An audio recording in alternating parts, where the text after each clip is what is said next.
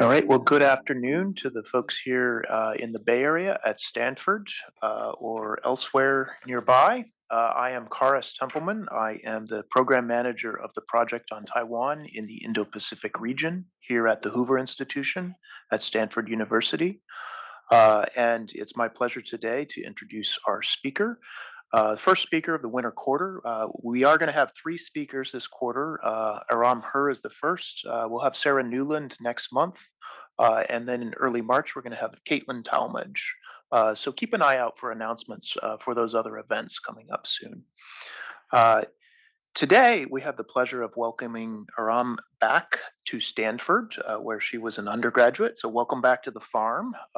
After leaving here, she had kind of a journey that took her to New York and then to Princeton. I think there was a stop in Cambridge, Massachusetts at some point in there. And then she also did some field work in both Korea and Taiwan. And some of that work led to the subject that she's going to talk about today, Narratives of Civic Duty, How National Stories Shape Democracy in Asia. That is the title of her new book, and um, put in a plug for this book. It just came out, I believe, last fall. November, yes. November. So she's going to draw from the material in that book in her talk today. And I should note Aram is an assistant professor of political science and co director of the Institute for Korean Studies at the University of Missouri. Her research broadly focuses on nationalism and democracy in East Asia, with a specialization in Korea and Taiwan. Um, and she has paid special attention in her research to issues of identity change, integration, and democratic support, both in the Korean Peninsula and in Taiwan. She is the 2021 Korea Society Sherman Emerging Scholar, and she was a 2018-19 CSIS US Korea Next Gen Scholar as well. She holds a PhD in politics from Princeton University, an MPP from the Harvard Kennedy School, and a BA with honors from Stanford University. So, welcome back to the farm. And without further ado, I'll turn it over to you. Thank you, Karis. Thank you, everybody, for being here. I'm just super excited to be here. Special thank you to the Hoover Institution's project on Taiwan in the Indo-Pacific, and Karis, big thank you for bringing me back out to my alma mater.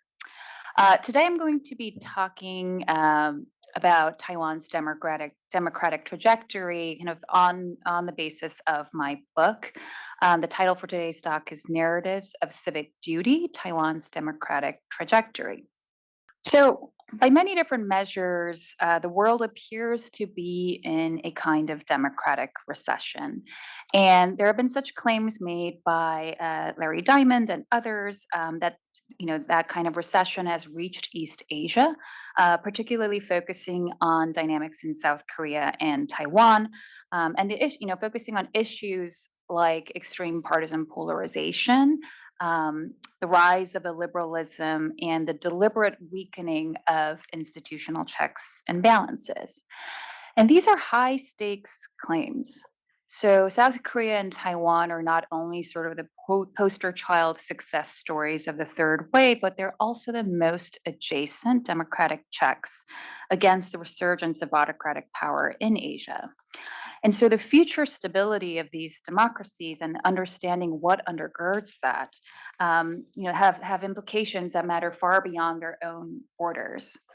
And there's a lot of debate between scholars on, what is the exact cause of contemporary forms of democratic backsliding, but they tend to generally agree that the last bastion against democratic breakdown lies in citizens who will act as, quote, Democrats first. So Democrats first, and fill in the blank here is partisans, classists, or ethnic members second. So what does that mean exactly, right? Well, acting as a Democrat first with a small d means putting the interests of the democracy before the interests of oneself or one's group. It essentially reflects a moral obligation, a sense of moral obligation to be a good citizen, even when it's personally difficult or costly to do so, or what is more commonly known as a sense of civic duty. Now, civic duty is something that's always been seen as a nice to have in democracies, and that traces all the way back to Tocqueville's early observations of democracy in America. But its real critical importance to sustaining democracies, especially through hard times, so times when the usual payoffs of participation fail, that has become more apparent with this most recent wave of backsliding. But we know a lot about the benefits of civic duty, but we know surprisingly less about its exact cause. So, why do some people feel a sense of civic duty? What makes one willing to sacrifice for my democracy? And so, my recent book, Narratives of Civic Duty, tackles this question and forms the basis for this talk. And the answer, I mean, it took me a while to realize this, but the answer to my question actually lies in how I just posed it. My democracy. So, democracies, or to be more specific, democratic states, are really never identity neutral. They are always closely associated with a particular national identity or a nationalist vision. And whether citizens see the democratic state in which they live to be a champion of the best interests of my national people turns out to be a powerful source of civic duty beyond what can be captured by culture, by character, or even the degree of civic education. And the reason for that is that, nations are part of this special category of communities that are, for most of us, experienced as if natural, often becoming an integral part of how we think of ourselves as people. And because of this, the nation has the power to instill moral and intrinsic obligations to care for and contribute to its welfare. Now, I know what you're thinking, which is, we're all, I think, much more familiar with the dark and dangerous examples of that kind of national duty. How it leads to chauvinist variants of nationalism, exclusions, xenophobia, and sometimes even full blown genocides. So, how does duty to the nation become politicized into this distinctly civic kind of duty that supports democracies? And so the book centers on the connecting role that national stories play. So, what are national stories? National stories, I define them as kind of the folklore of the national people. So, these stories are, they exist below the level of constitutive myths of where our national people came from, but above the level of purely personal anecdotes. These are idiomized, almost parable like stories about what happened to the national people over the course of history. What were our triumphs, our failures, but more importantly, who stood with us versus betrayed us in those moments of need? So they are essentially relationship stories that embed lessons learned over history about who to trust and to whom we owe our loyalty as members of this particular nation. So they come to define a nation's moral relationships. And the state is a key protagonist in national stories. And so the state's actions, their policy choices, its rhetoric during key moments provide the raw content and the basis for national stories, and in turn come to shape popularized beliefs about the moral linkage between the national people and the state in which they live. And so, where the state is seen as I said, portrayed as sort of a champion and defender of the national people, those people come to see the state as an object of duty and political loyalty. Now, in contrast, where the state is often portrayed as more of a betrayer or an oppressor, the same duty that people feel to their nation actually prompts them to see that state as an object of doubt rather than duty. And so the book centers on a comparison of civic duty in Taiwan and South Korea two otherwise very similar democracies in a lot of respects that have very different flavors of national stories to really pin down this argument. But today I'm going to focus on the Taiwan portion of the book and how better understanding what serves as the foundation for civic duty in Taiwan, how that tells us or gives us a glimpse into how Taiwan's democracy might evolve in the future. So, to start with the punchline, Taiwan's national stories are fragmented and largely oppositional in nature, providing a weak identity foundation for civic duty. So, this is not to say that levels of civic duty are low in Taiwan, but it is to say that although the levels of civic duty might look quite high on the surface, they rest on very tenuous identity connections to the state. And to understand why that is, I think we really need to go back in history here a bit, paying attention to the kinds of national stories that were produced through these experiences. So, as many of us in the room know, the Kuomintang loses the Chinese Civil War. And retreats to the island with the full intent, right, of retaking back, taking back the mainland. And so to do that, the Kuomintang launches a very aggressive re-Sinicization effort on the islanders, banning all kinds of local cultures, dialects, and histories that had evolved over generations of separation from the mainland. But such efforts were often very brutal. Here, memorialized in the 228 incident in Basing, where many islanders and internal dissidents all at the same time were massacred by the KMT.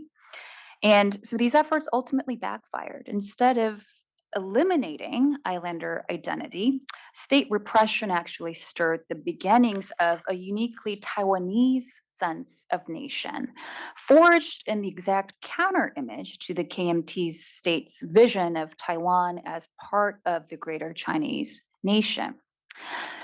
Now, the sort of wrench here is democratization, right?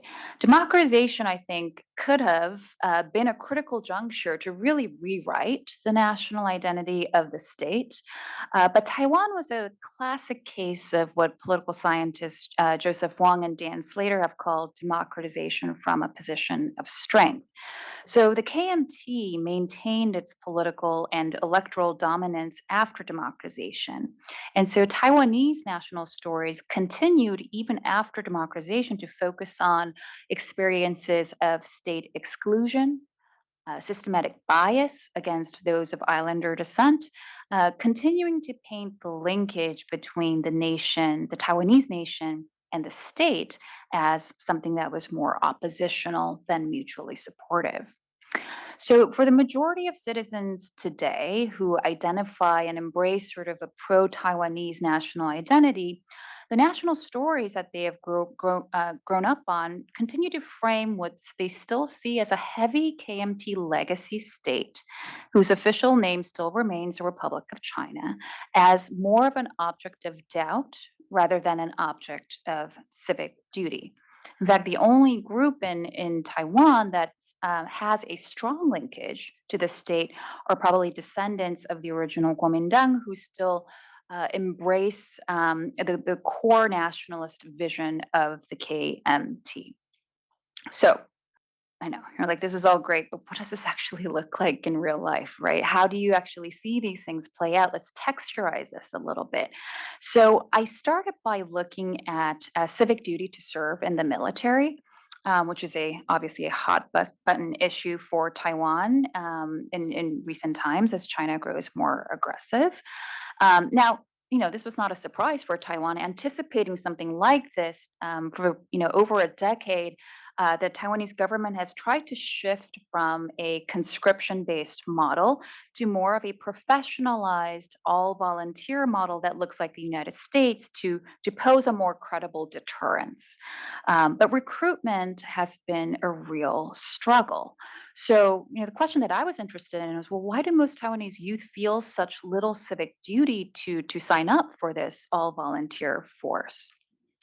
So in 2013, I collected and analyzed over 40 personal narrative interviews with college students who are the prime recruitment target for ABF.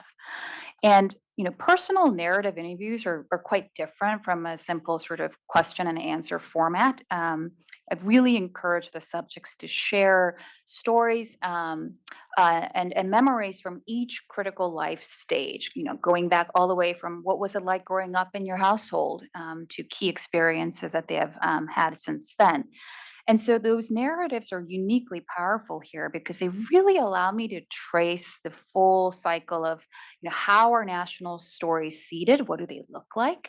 How are they then internalized? Exactly how do they come to actively frame future decisions and interactions with the state? And I found that Taiwanese national stories tend to equate being a good Taiwanese with counter state citizen behaviors.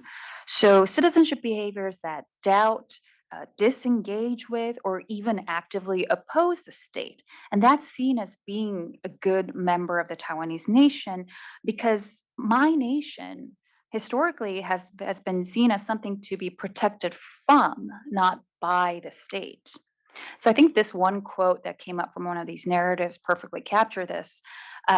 Most parents in Taiwan would tell their children not to be involved in political affairs because that's how they are still alive now, through the Chiang Kai-shek era. So let me show you here this is sort of what I call a data map of a particular subject's personal narrative.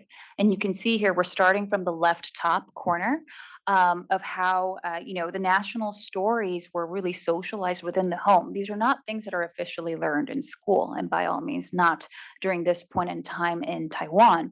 But these are stories of, kind of almost ghost stories that grandparents would tell during family holidays about what it was like to live through the Chiang Kai-shek era. Stories about, in the military, if somebody dared speak Taiwanese dialect, how they're kind of, shot on the spot. And sort of the real stories of what Chiang Kai-shek did. And so, uh, people who grow up in pro-Taiwan households grow up listening to these stories. These are, as you can see from these examples I give here, they're not explicitly actually nationalistic. They almost feel almost more anecdotal of, I heard, that, during my generation, like this is what happened in the military when you served under the KMT military as an islander. These types of stories get seeded early on. But I think it's important to emphasize as we move to the right top box there that they're not blindly accepted, that they're actually internalized as these individuals grow up and have real experiences and interactions with the state that seem to confirm the original national stories. So, being this is 2013, so being disappointed in the Taiwanese government and how it dealt with China in the CSSTA trade treaties. The case of, I don't know if you remember, but Heng Zhongzhou, who died during routine military training. And being part of the massive student protests that arose because of that. Learning once you go to university that what you had learned in high school was actually perhaps a contested history of Chiang Kai-shek and his legacy on the island. So through these real interactions, so what the state does matters here, right? These national stories become entrenched. And as we move to the bottom right corner, they come to shape how individuals view the national identity of the state. And in particular, when it comes to the military, this is very strong because remember, during the Kuomintang's rule, that was a military autocratic state. And so, you have quotes here of this person saying, well, I heard that, I don't know who the KMT military fights for, especially under a Ma Ying-jeou government, right? Do they actually protect people like us? And I've had conversations in these interviews of people saying, well, the military serves the KMT, not the state, or not even the Taiwanese people. I heard that a lot of these senior generals still have active ties to China and plan to go back to China when they get this. And the point here is not whether or not these stories are factually correct. In fact, and a lot of times they were not.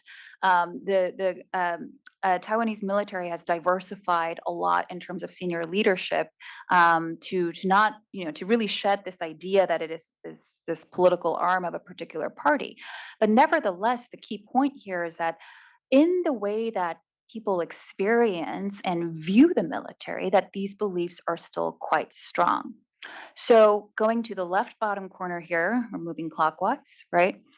When it comes to the decision of whether or not you're interested in serving in the ABF, it comes down not to a matter of pay or the lack of freedom and all of that. It really comes down to, as this person says, seen as something that is contrary to my identity. And that is why it's not a matter of the benefits. It's just I don't really see this as a matter of civic duty to go serve in this military. Now, I want to be very, very clear here because this is not to say that Taiwanese youth don't feel duty to their nation. In fact, talk to any young Taiwanese, and they most likely will dispel that in a second. I mean, they feel tremendous duty to the Taiwanese nation. There's recent experiments by Austin Wong, who was here a couple months ago, right, that show significant willingness to defend Taiwan against China in the event of a military attack, even when you take away the condition of potential U.S. involvement. So there's tremendous duty to the nation. It's really that this deep duty to the nation doesn't translate into widespread civic duty to serve in the state's military. And I think this conversation between two friends, which constitutes the opening of this particular chapter in the book, really spells out this disconnect perfectly. So I was sitting with them when they were having lunch, and they were talking about, plans for what they were going to do after graduation, and I brought up the issue of IBF and whether or not they consider that as an option. And so the first friend says, "Well, when I graduate, like I'll be able to have a get better job, higher pay. In the military, I might get hurt. I have to listen to orders, and if China attacks, we can't win. It's impossible. So why would I give up my freedom and my life for that?" Said one friend. And at this point, the other friend who was sitting to my right intervened and said, "Well, but I'll still fight if that happens. I don't want to die, obviously, but all of my family is here. And Taiwan, this island, is my home. And if I don't protect it, then who will?" But serving in the military is different, right? I don't know who the military fights for. Who does it really protect? Us Taiwanese, is what he said. So you see here already sort of this boundary making of the Taiwanese nation as something that is disconnected to and largely divorced from the actual state of Taiwan. And the stakes of this disconnect are incredibly high given the challenges that Taiwan faces in Asia's rapidly evolving landscape. So there's the obvious, I think, security challenges from China, but there are also perhaps a little bit less obvious, but I think just as significant internal demographic challenges that are really starting to build from declining fertility. And what that means is this impending dependence on a influx of migration and sort of how that can destabilize the state from within. So there are these various threats to stability, all of which require widespread civic duty on the part of citizens to donate their time, to be willing to sacrifice, in terms of higher taxes, et cetera, to really get through. Now, it's neither, I think, possible nor ethical to simulate that kind of a crisis, but in this particular study, I leveraged a shared memory of one such crisis in Taiwan, which is the 921 earthquake. This was back in 1999. To see how effective would national appeals to civic duty be in a crisis context, right?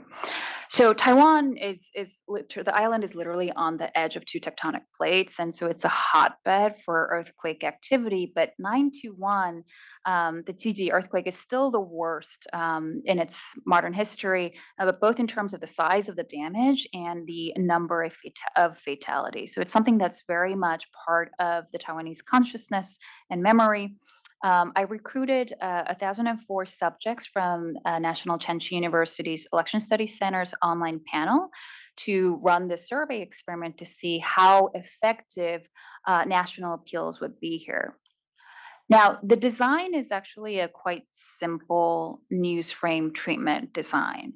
So the control group read a neutral frame news article about 921 that simply focused on the facts.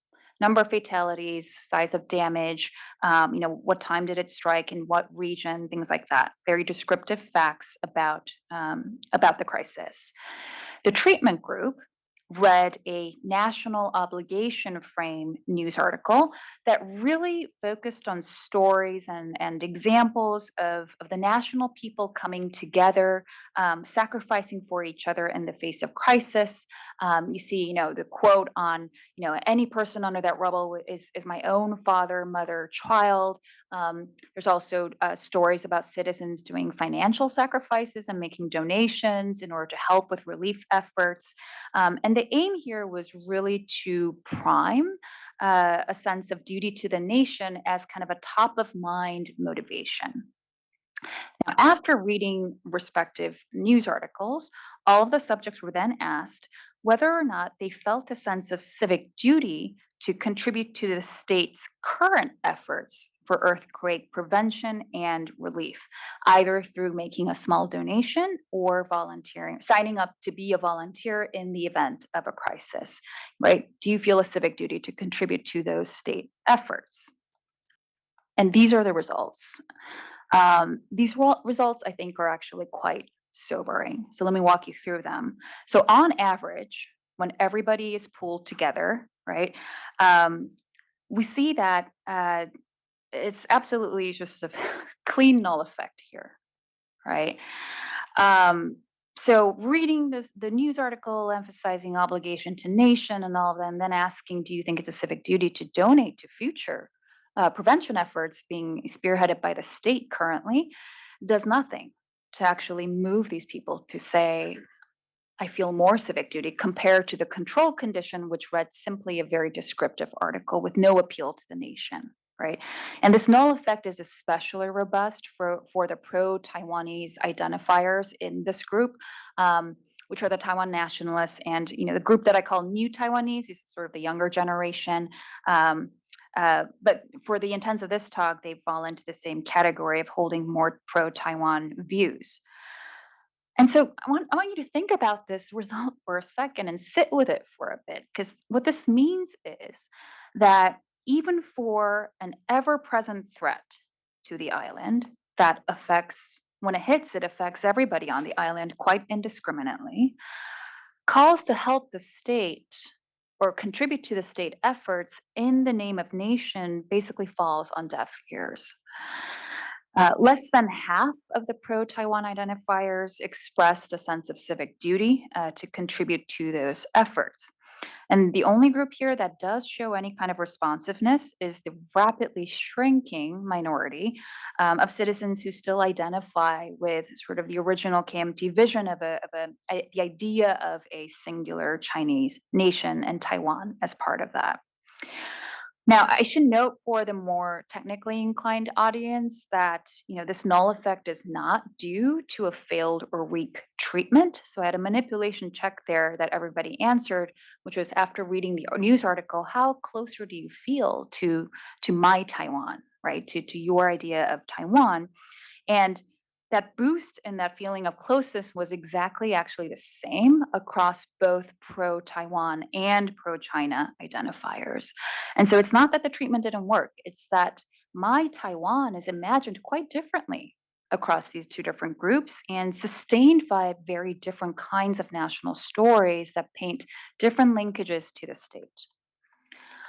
So you might say, well, maybe you found these null effects because you're setting the bar too high here with a potentially real crisis context. And so I want to show you evidence that the same patterns hold when we also look at more ordinary forms of civic duty, such as civic duty to vote and civic duty to not quite pay taxes, but not cheat on taxes, more specifically here.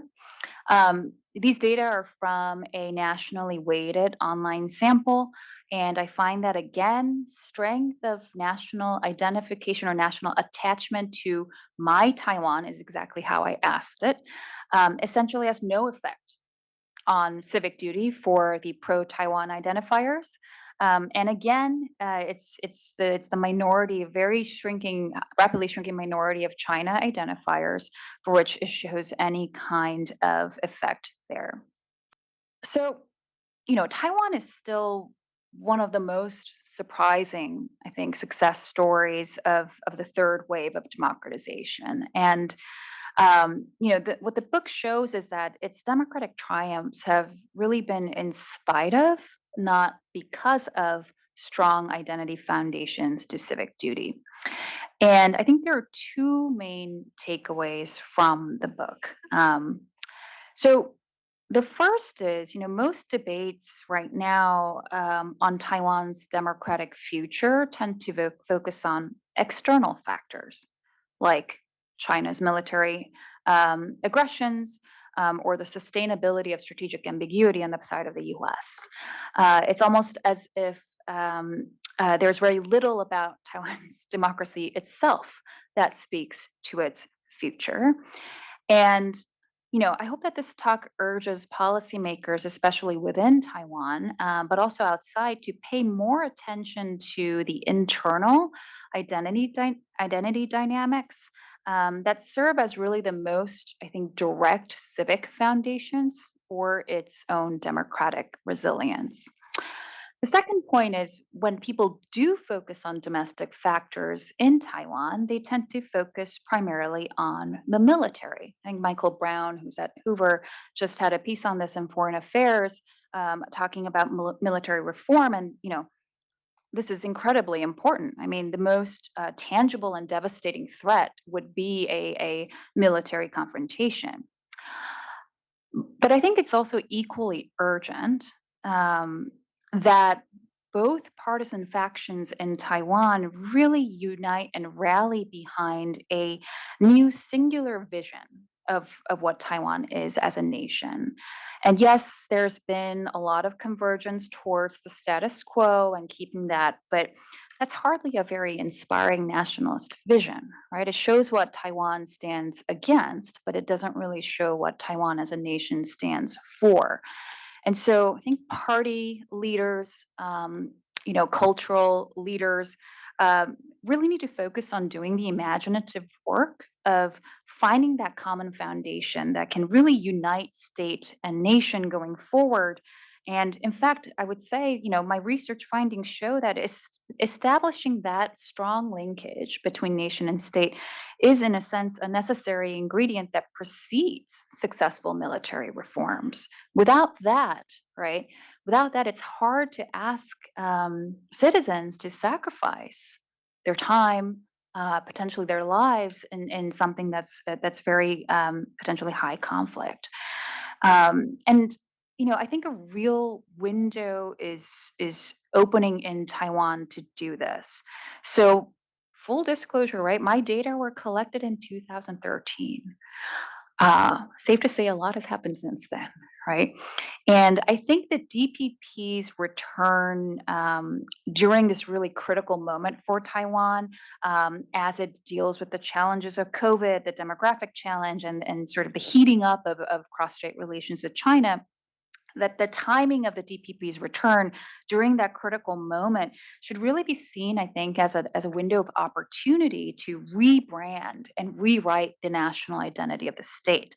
And President Tsai has really tried to do this. She has spent a lot of time reframing the DPP's nationalist vision as one that is explicitly based on Taiwan's democratic identity. Now, to be fair, she's not the first leader to try to do this. I mean, the first leader, we would probably go back to Yi Ding-hui, who really tried to cultivate this democratic civic vision of a Taiwanese national identity.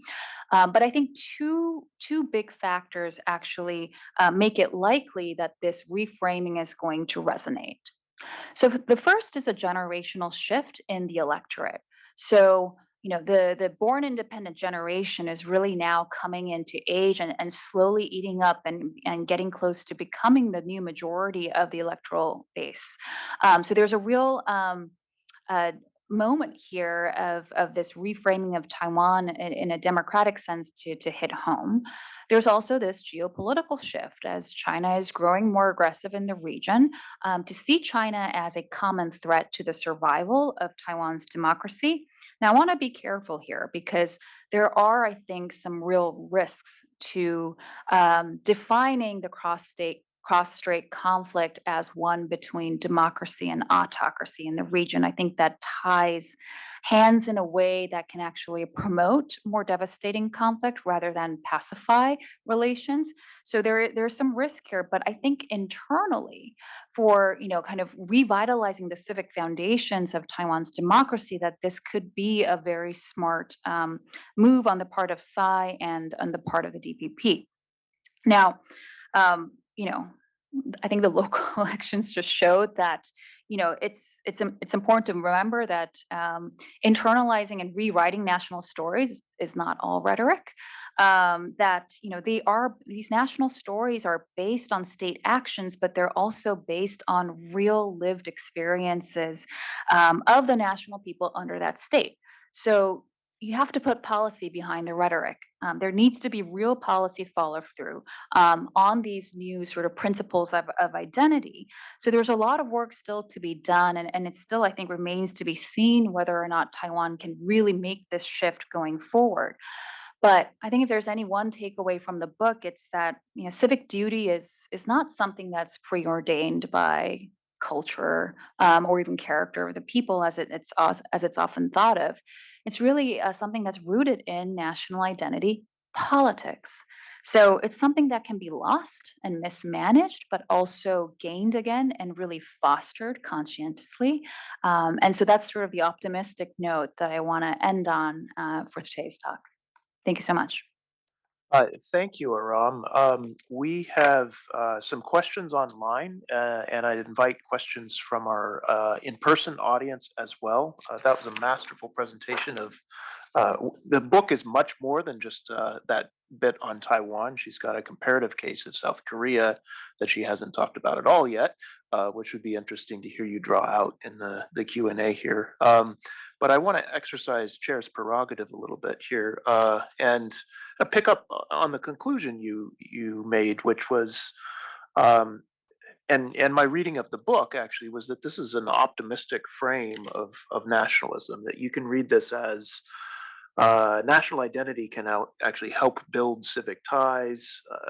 You have this line consciously through policies, leadership, and service programs. And so, two-parter here: is the current administration doing that? Do you think? Do you think they've been sufficiently effective at that sort of optimistic vision of how to build civic duty? And if not, then what could they, or we're going to have an election in a year, what should the next administration in Taiwan do to try to foster stronger civic duty among Taiwanese? Yeah, I mean, it really comes down to fostering that strong unifying tie between the identity of the national people, how they think about that currently, and the identity that's embedded in the state. And so Taiwan's primary challenge, I think, will be really bridging the gap of these two partisan factions that have been historically defined by their mutually exclusive nationalist visions. I think that the DPP under Tsai's leadership has begun that work of reframing the party's position in a way that is inclusive and urgently tangible for all citizens of Taiwan. But I think there's a long way to go to really entrenching that identity, to reframe, for instance, serving in the AVF. That effort has really focused on, can we give more pay, or can we give more flexible schedules? And it's really been approached as a almost a business can we give enough pull factors and benefits to encourage youth to join? And it's largely failed. And I think, reframing sort of military service as one that you would sign up for, not because it's a beneficial career, but as something that you would do to defend Taiwan's democracy, um, is a different reframing strategy that I think could go a long way, especially given the political climate right now, to encourage more actions of civic duty. There's a lot of deep work that probably needs to be done in terms of the educational curriculum, building more of these. I showed that in these interviews, a lot of people associated being a good Taiwanese as as keeping a check on the state, and going out to protest when you feel that the state is doing something a little bit awry. To really reframe that would mean institutionalizing some kind of service component, public service components as part of the mandatory education curriculum, such that being of service to the state is seen as something that's actually congruent with being a good Taiwanese moving forward. And so I'm not giving you like one line answer here, because it's a really complicated, I think, sequencing of policy mandates that would need to happen to start to really generate a fresh generation of different kinds of national stories. And these things don't happen over the course of one electoral cycle. But I do think that Taiwan is starting to go down the right path of reinstating that linkage, something that was severed really with the Kuomintang's military rule. Great. Questions from our in-person audience? Yeah, Max? Hi, thank you so much again for this talk, super informative.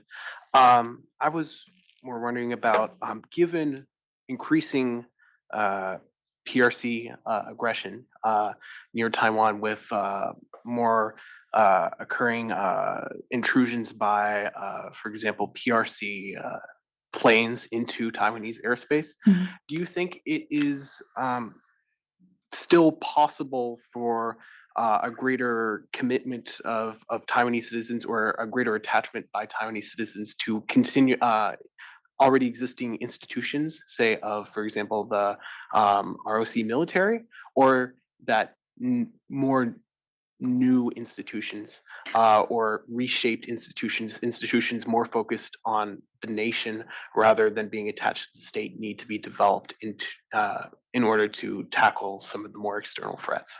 Well, I think the ROC military is a state institution, obviously, but had a very strong national identity back in the day, and I think it's taken generational turnover, despite active efforts to sort of diversify the background of the military, to shed that perception. So it really comes down to the perception. So I think it's incredibly hard to create brand new institutions, but I think there can be a lot of work by political leaders to reframe motivations to serve in the military, what the military stands for, the values of the military, in such a way that it starts to really shift popular perceptions of what national identity does the state embrace. And as I said, it doesn't stop with just saying that democracy is now the new foundation for Taiwanese nationalism, and it has to go deeper than that. But so I think there is still room that's actually become accelerated and helped by China's recent aggressions, to make that claim and make it credible and have it actually resonate with the broad citizenry. Thank you for the great talk. I think I have a few questions, but I would just say one that I think initially when I come to this talk, the first question that popped in my mind, and I really would like your insight on more of a comparison between like Korea side and Taiwan side. So I think you mentioned the linkage between citizens and the state will greatly if we can unite the people, then there'll be a stronger narrative and a stronger potential like deterrence force like to the other state. But one of the the two of the case I can think about that is similar in Taiwan situation. One is Israel and one is Korea. Mhm. And for this linkage that unites all citizens and people, I think for Israeli sense, I can picture it more clearly because the Mhm. duty to serve in the military, it's regardless of gender. It's every Yeah. citizen that has to serve in Yeah. the state. But whereas in Korea and in Taiwan, it's only the male that has to serve in the military. So I personally kind of, when I was in not an argument, but like more of a debate with some other people, one of the counter argument that they often give me is like, I'm a woman. I cannot comment on certain things because I don't have to serve in the military. I'm not in their shoes. So Mhm. it's like, do you think this, I'm particularly interested in so in South Korea, does this impact any kind of like the national narratives or the national stories or the people's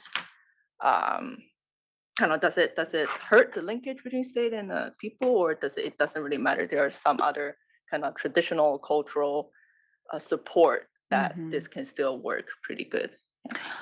That's a fascinating question. I mean, I think, I think it's fair to say that, Korean nationalism is very much, and wasn't always this way, but it's very much rooted in this idea of a singular bloodline, Mhm. of, the 단일민족 narrative, which was, again, I want to emphasize that that was not always the case. It was really a survival response to Japanese colonialism. Um, that you could lose political authority, but if the nation, its continuity was in the people and continuing the bloodline, that would be, in a sense, sort of separate and kept disconnected from whoever was actually had the political authority. So it was a way of saying that the Korean nation would continue even under colonialism, and it explains a lot of sort of more sort of ethnic based attitudes that contemporary South Koreans tend to hold. Now, what I want to say to your question is, it is a very masculine idea of this, continuity of the bloodline idea. It's a patriarchal nationalist vision. Now, I do want to say that in AVF, women can serve too. They're not in combat roles, but there are actually quite a few number of women who do go into AVF because they do see it as a reliable, pretty well-paying, secure job. And so, but they're not in combat roles, so they're not. One could say like it's not the same level of sacrifice or whatnot, um, but I think every kind of sacrifice in the name of the state, I think, I don't think there's a high and low to that. In fact, democracies are built on all sorts of big and small sacrifices, not just, as big as, going into war and risking one's life, but, showing religiously up to vote. Despite whatever it is going on in your personal life, takes, willful commitment to do that. And so, where does the gender thing fall here? I think actually I want to kind of focus on Korea on that part. I think there is a real really interesting, troubling gender dynamic that is arising right now among the younger generation of, the this relates to the fertility rate decline, but the women have have joined the workforce, have become very successful, and see no incentive to really get married and have children anymore. And there's a big backlash right now of young men who have essentially, because of that, been edged out of the marriage market. Um, a growing resentment, and this is exacerbated by high levels of income inequality. As in, the younger generation in the 20s to 30s, the unemployment rate there has been like just under 10% for the past 10 years, or even longer than that, maybe. It's always hovered around 7 to 8%. I mean, that is very high, and a lot of these young men are starting to look at the women as potentially, the cause for this. So I think, for both Taiwan and South Korea, especially as both countries deal with an increased need for migration, and most of that migration is going to initially come from migrant wives. So there's a big female component here of the role that women play in continuing sort of the national vision or the national identity. So I think it's something that it's something that really needs to be maneuvered carefully and addressed explicitly. So if the men serve in the military, perhaps there is a sort of parallel thing that women can do as part of, again, mandatory education, public education, that's sort of a public service program that uh, continues to build like strong female linkages, identity linkages into the national community. And I think that's something that actually isn't talked about enough in Asian societies, and in particular in understanding how nationalisms, how the gender dynamic intersects with nationalism. So I think it's something that's super important. We're seeing the cracks of that start to happen in South Korea, and all I can say based on what I know is that those cracks will continue to grow further as we get an influx of migrant wives who threaten the already tenuous role that women play in the continuation of the national story in these places. Um, yes, we'll go here. Yeah, Yep. thank you, Professor, for your talk. I had a question that, as a male Taiwanese citizen, I'm required to serve around a year. Yeah. I had a question mostly around how does the role of conscription in Taiwanese society, especially as President Tsai has recently announced that they're extending conscription from 6 months to a year, Mhm. how does that affect public, perception of the military? And are there potentially further expansions of that conscription? Because I know my grandfather had to serve like 2 years or more. Mhm. So I'm kind of curious. So Tsai has reversed a trend Yeah. of continuing to cut the length of conscription, and I think there's obvious reasons to why she has backpedaled that. So really interesting. When I did the same narrative interviews in South Korea, and in the book, South Korea is sort of the case where because of this, ethnic bloodline master narrative, the national stories tend to paint the state as almost an extension of the national family. So almost like, inseparable from the national people. Now, I think a lot of that is fraying recently because again, the actions of the state matter, right? But to go to your question, when I did these exact same narrative interviews, I was speaking to actually overseas Koreans who do have the same legal obligation, but can essentially you can age out of that obligation. So a lot of them choose to age out for practical reasons, or it really threatens their permanent residency status abroad if they leave for 2 years, and so they choose to essentially either renounce their citizenship. But essentially, I talked to these overseas Koreans who had decided to come back and serve. And what's fascinatingly different about those conversations versus the one I had with Taiwanese college students was that these Korean overseas youth would say things like, well, my father and grandfather served in the Korean military, and you don't become a real Korean man until you serve in the military.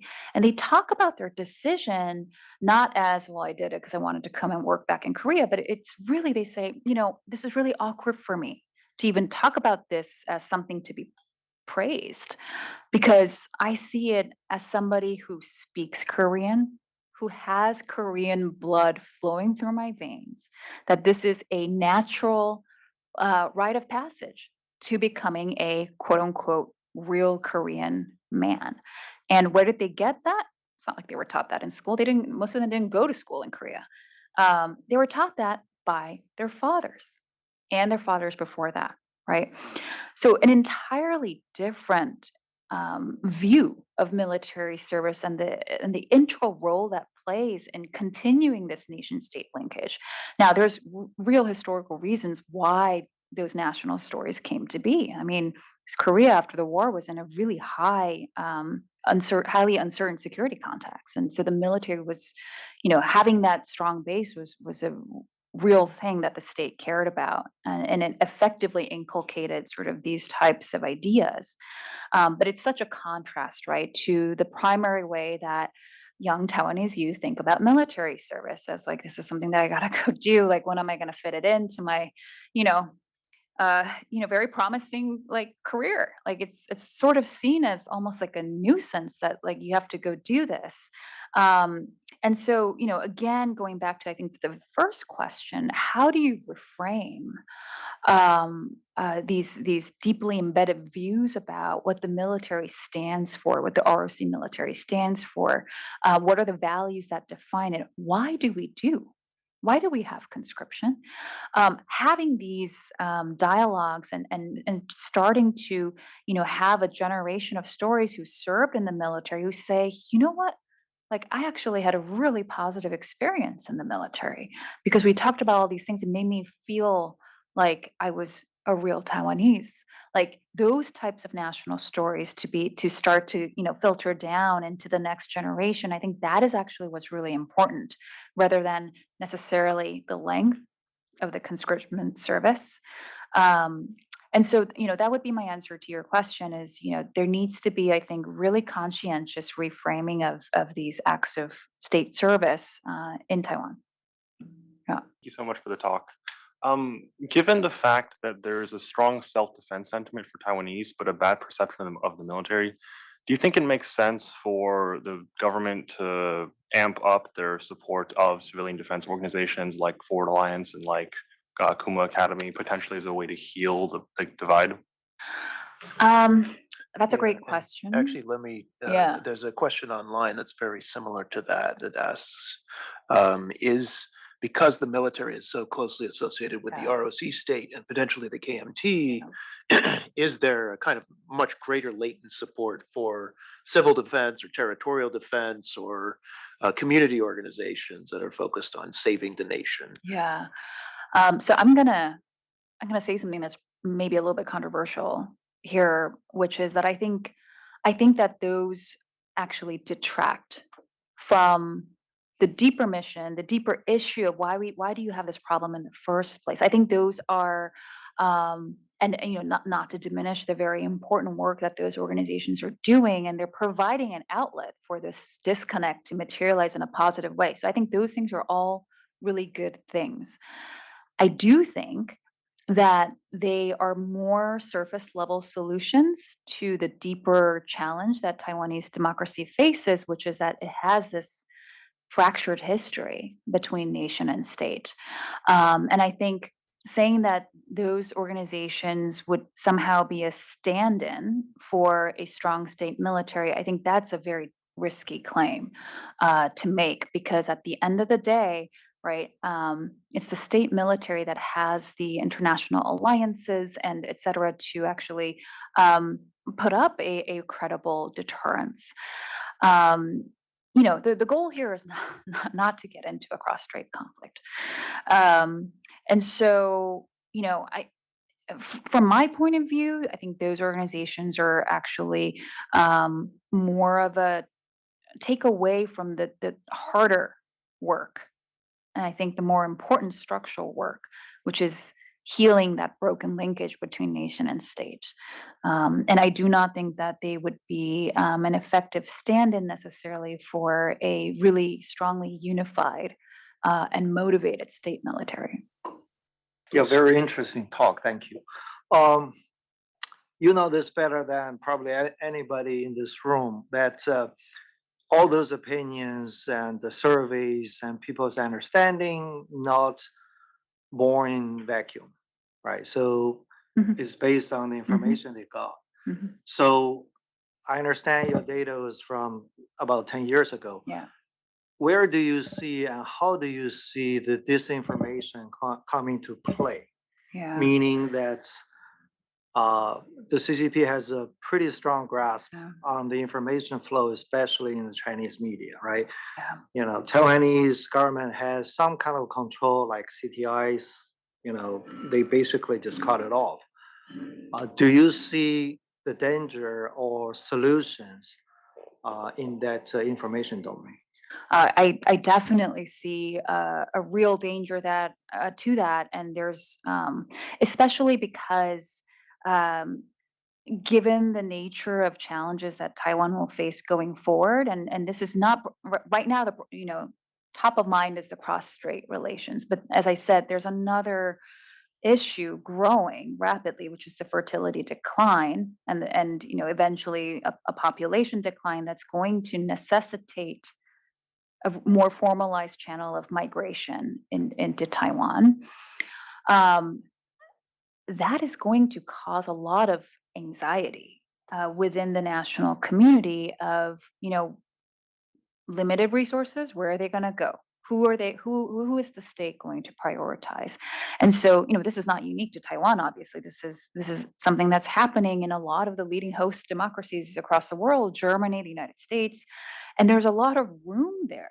It creates a dangerous vacuum for these kinds of misinformation campaigns, or even, I think, kind of would-be demagogue political entrepreneurs to swoop in and say, well, I'll give you, a good definition of what it means to be a real Taiwanese in a way that alienates these the migrants, which is in the long term just a risky gamble, because these societies will need those migrants to survive. And so I, I definitely see that being a real problem, not just through the misinformation campaign coming from the CCP, but even internally within Taiwan, of the rise of, somebody like Orban, or, who says, we have this sort of contested idea of what Taiwan's nationalism means. So let me come up with a definition that satisfies a lot of these disgruntled groups right now. Income inequality is bad. We have, a real security conflict coming on. We have influx of migrants, that's impending. So let me carve out a pretty majority electoral base based on those grievances, and give you a definition that satisfies this. I think that really is a real danger, which is why I think it's so imperative. I think military reform, focusing on trying to understand and predict China's motivations, I think those things are all important. But I think what's just as important is really realizing, hey, a big foundation here for civic resilience in our democracy is eroding. And the younger generation of Taiwan cares about different things from the original nationalist divide that existed. They care about Taiwan's future economic resilience. Are we going to be self-sustaining, right? Can our economy stand on its own? Those types of issues, and neither party has really done a great job speaking to those issues of the rising new electorate of Taiwan.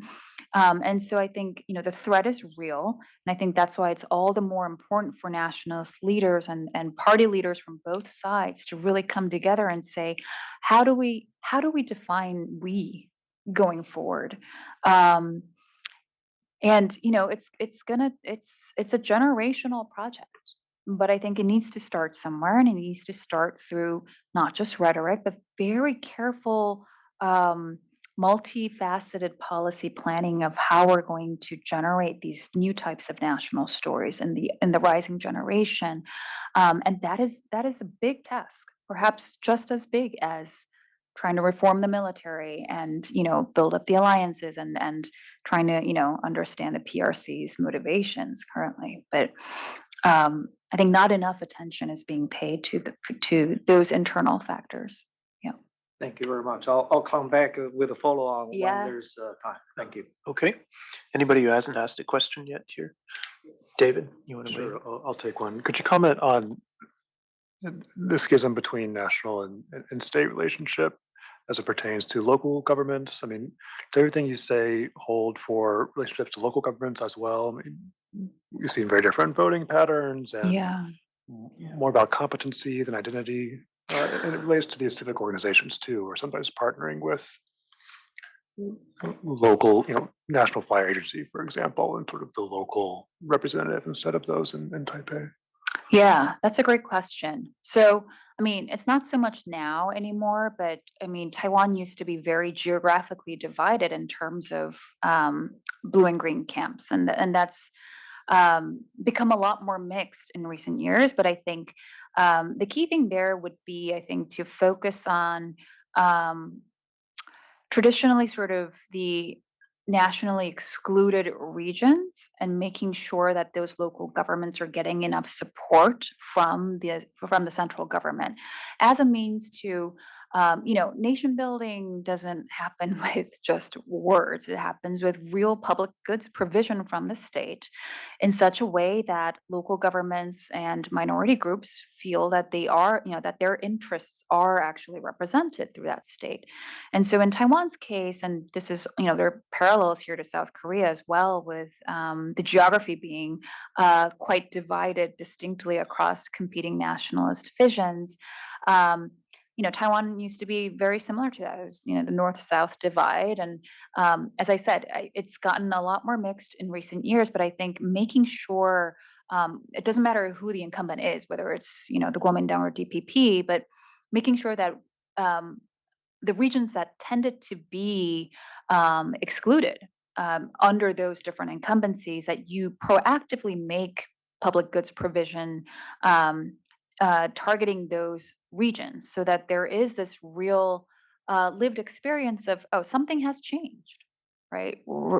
If the way that Taiwan decides to go is a sort of democratic reframing, then, oh, we actually see some real, projects in this region that tended to be neglected over the years because we were sort of seen as the hotbed of, this side or that. And so I think healing those fractures in those ways and backing it up with real public goods policies, whether it's investment in education or roads or different kinds of infrastructures that clearly come from the central state, that are not purely managed by the local governments, I think is a very important part of rebuilding a national connection to the state. Yeah. Great. So I want to, in the few minutes we have left, I want to pose as kind of a provocateur or a contrarian, and note a paradox in this comparison between Taiwan and South Korea. As you painted in the book, and as you've told us here, the sense of civic duty to the state is much stronger traditionally in South Korea. And that's, again, generally associated with a higher quality democracy, a willingness to pay taxes, a willingness to serve, and all of that.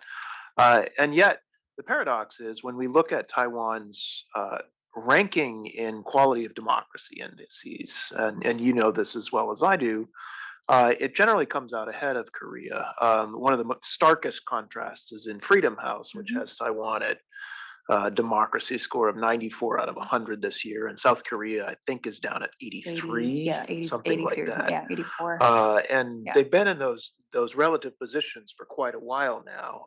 And so my provocative question is, does it matter for democracy and for the quality of democracy? So we see in Taiwan, we had 75% turnout in the last presidential election. In contrast to Korea, women's representation in politics is actually quite good, even up to like Scandinavian levels. We had 41% of the legislature is women in the current legislature. 12 of 22 mayors are women. And the level of inequality is actually still lower in Taiwan than in Korea. So there's a lot of other things that you can point to as at least trending better in Taiwan than in Korea. And so why should we be focused on the civic duty question and this concern about the lack of a sort of shared national identity in Taiwan if all of these other indicators suggest Taiwan's doing better? Fantastic question. So I think it really comes down to how we conceptualize high democratic quality. And, for the political scientists in the room, I mean, there's a huge debate going on right now in the discipline about how to best measure quality of democracy. There's several existing indices, but a lot of subjective nature goes into these codings, et cetera. So there's a big debate, as I'm sure you know, that's happening on that. I kind of don't really want to get into that debate because I think what you're actually asking is something quite different, which is, let's say, by various indices, right? If Taiwan's quality of democracy still is ranked higher consistently than South Korea, then does any of this matter? And my answer to that is, well, actually, civic levels of civic duty as measured through surveys and turnout and things like that are actually just as high in Taiwan as they are in South Korea. The key distinction is what motivates that civic duty. Because, you know, when things are good, everything is easy, right? Everything is good. It's when things go bad, when polarization gets to the point that's so bad that, you know, I would rather vote for this illiberal candidate that's part of my party, even though I know he or she is doing very troubling things, than vote for the other side. Or, you know, I'm paying the same level of taxes, but like I haven't been able to get a job for such a long time. Or, you know, there's no way, even if I work just as hard as my parents' generation, there's no way I can afford the kind of life that they did because we're giving all of these resources to migrants. So what I'm saying is when times are hard, right, and the usual sort of incentives or payoffs of being a good citizen diminish, it's really then that you need this nation-based or some kind of identity-based civic duty, because the thing that distinguishes that from, let's say, you know, I feel on the survey I answer like I feel a civic duty to vote because I want to look good to the survey person who's asking me this question. Or, you know, I learned in school that like this is what makes a good citizen, so I'm going to check yes on that survey box, right? A lot of inflation there about who actually feels this deep intrinsic sense of civic duty to the state. And the tricky part of that is you don't really know until you get into a real crisis context, like the Asian financial crisis, or, you know, in the case of Taiwan, like something that's very seemingly, it's, you know, really heating up. And so the reason to care about these differences that lie really underneath the surface, and I want to make clear, it's not that civic duty is low in Taiwan, it's just that it rests on weaker foundations. And that's going to materialize. When that difference materializes, it's usually going to be in a situation where it's too late. Too late. It's going to be in a bad crisis situation where you realize, oh, our reservoir of identity-based, that sticky kind of civic duty that, you know, that made South Koreans donate to the National Global Drive, knowing that they were probably never going to get that money back. I mean, that kind of civic duty is hard to measure. It does not show up in just asking a survey question about. There's a lot of measurement error there, but it will show up in a crisis context when you really know that you really need those citizens to stand up for the state. And so those are really the reasons why we need to, I think, pay more attention to the less observable, less measurable things like what is the moral linkage between a national people and the state. And it's a separate thing from what the standard quality of democracy measures tend to look at so far, which are these sort of institutional measures of party turnover rates, and things, you know, the strength of institutional checks and balances between the judiciary, things like that. So that's sort of my long-winded answer to why all of this really still matters, even though on the surface, both democracies seem to be doing great. At least on relative terms. Yes. Okay. Yeah. Yeah, we don't have an Orban in either one Yeah. yet. Yet. We've got time for one more question. Did you want to weigh in with a Yes. follow-up? Yeah, this is a simple one. Okay. I'm debating. I have two more questions, but I'll debate one of them. Let me give you a simple one. Hypothetically speaking, do you think the Taiwanese will fight for independence or against invasion?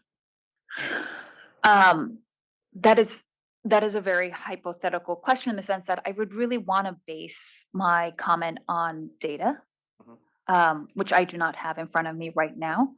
But there's a lot of really interesting survey experiments that have been done where they vary the conditions of, presumption of U.S. Involvement, but also things like how is the conflict framed, different framing effects. And so I would actually defer to those studies to speak on that. The reason why I don't want to say anything without evidentiary support is that I think it's, the answer to that question is very weighty, very weighty.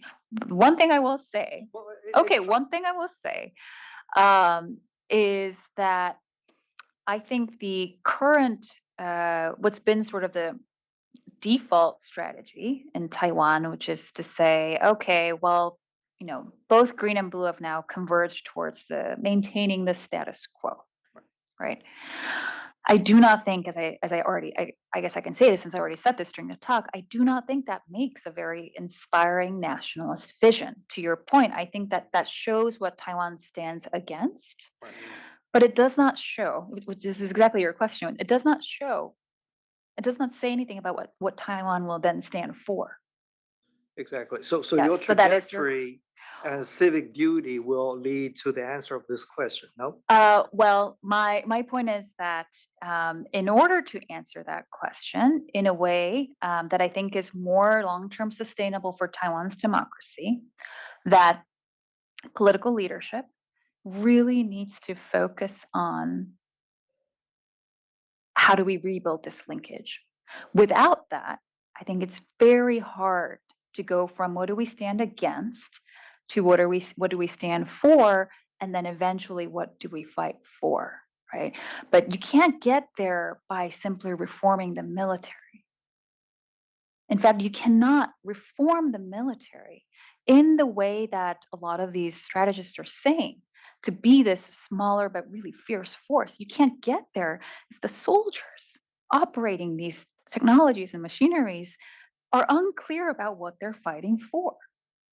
And that really is, I think, the fundamental question that needs to be addressed before we focus on things like how do we, technologify the military and all of that. I think those things are all will be successful consequences of this other deeper, harder project. Terrific. Well, on that note, we'll bring this conversation to a close. I want to invite everyone to join me in thanking Aram Hur. Thank you so much. You've been listening to the speaker series of the Project on Taiwan in the Indo-Pacific region at the Hoover Institution, Stanford University. I'm Karis Templeman. Join us on February 7th for our next event with Sarah Newland, looking at Taiwan engagement with U.S. states and cities. Thanks, and have a good rest of the day, wherever you may be.